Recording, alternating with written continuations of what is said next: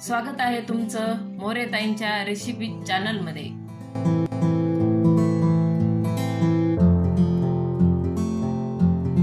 चला तर मग व्हिडिओमध्ये पुढे जाण्याआधी बेल आयकॉन दाबून चॅनलला सबस्क्राइब करा आणि सुरू करा मोरेताईंसोबत आजची ही चवदार रेसिपी बनवायला। नमस्कार मंडळी, आज आपण भजे करणार आहेत, पण थोड्या वेगळ्या पद्धतीने। आतून एकदम जाळीदार आणि वरून सॉफ्ट असे भजे करणार आहे। आता भजे करायचे तर त्याच्यामध्ये साहित्य काय काय लागणार आहे ते आपण पाहून घेऊ। हे पहा, मी असा कांदा कापलाय आणि मीठ लावून ठेवलं ना, तर हे पाणी सुटलेले, थोडा अर्धा चमचा मीठ लावून ठेवलं। तर हा कांदा घेतलेला आहे। त्याच्यानंतर हिरवी मिरची घेतली अशी कापून, कोथिंबीर घेतली, थोडा ओवा घेतला आणि हे धने आणि जिरे थोडे असे आबडधोबड कुटून घेतले, थोडी हळद घेतली आणि चवीनुसार मीठ घेतलं। आता आपण हे वाटीतलं बेसन पीठ काढून घेऊ टोपल्यामध्ये। ह्या एक वाटी बेसन पीठ घेतलं। आता पहिलं आपण काय करणार आहे, थोडं वेगळी पद्धत, म्हणजे आपण थोडं बेसन पीठ आधी फेटून घेणार आहे आणि साहित्य नंतर टाकणार आहे। थोडं थोडं पाणी करून मी आता फेटून घेते।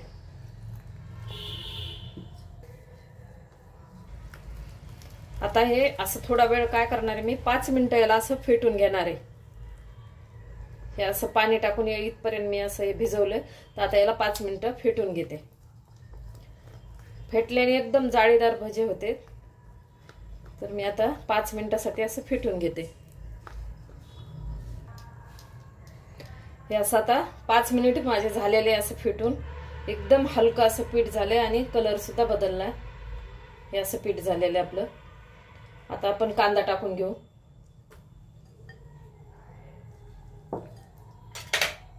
हिरवी मिरची, धने आणि जिरे कुटलेले, थोडीशी हळद आणि मीठ चवीनुसार। मी आधी पण अर्धा चमचा टाकलं होतं, तर आता 1 चमचा घेतले। कोथिंबीर,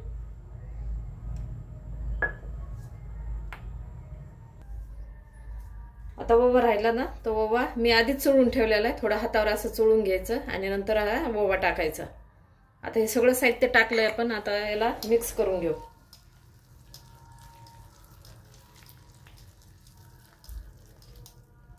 अजून असं 2 मिनिट आपण याला मिक्स करून घेऊ।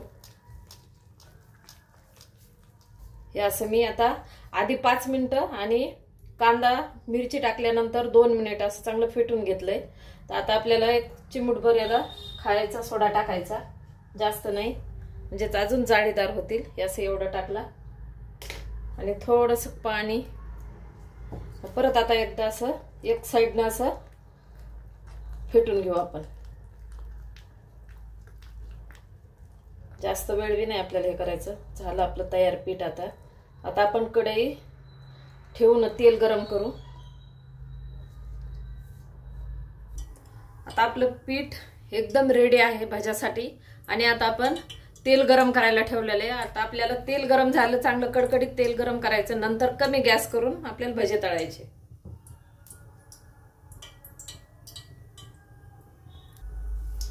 तेल आपलं चांगलं गरम झाले। आता आपण हे भजे सोडून देऊ तेलामध्ये।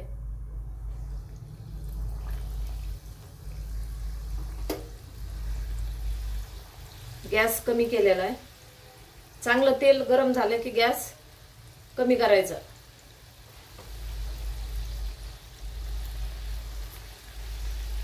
आता जेवढे बसते तेवढे मी भजे काढते याच्यामध्ये।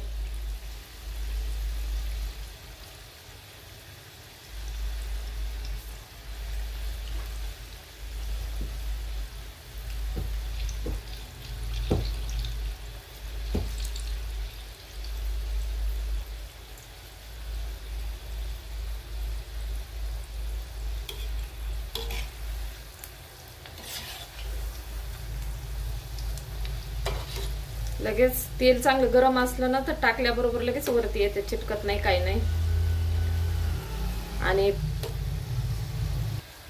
आणि पीठ म्हणजे चांगलं जेवढं तुम्ही भिजवताना पीठ छान फेटून असं चांगलं घेताना, तर भजे मस्त जाळीदार होते।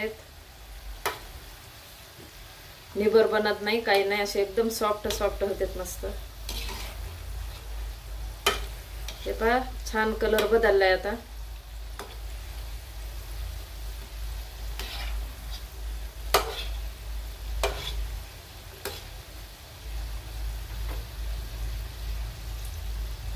आता भजे आपण काढून घेऊ. चांगले व्यवस्थित तळलेत आता. अजिबात तेलकट पण होत नाहीत हे भजे, एकदम मस्त.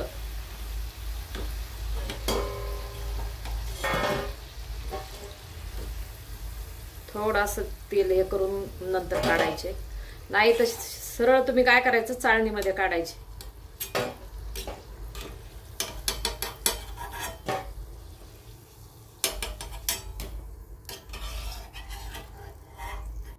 हे पहा मस्त आपले भजे तळलेले आहेत, अजिबात तेलकट वगैरे नाहीये, छान तळलेत.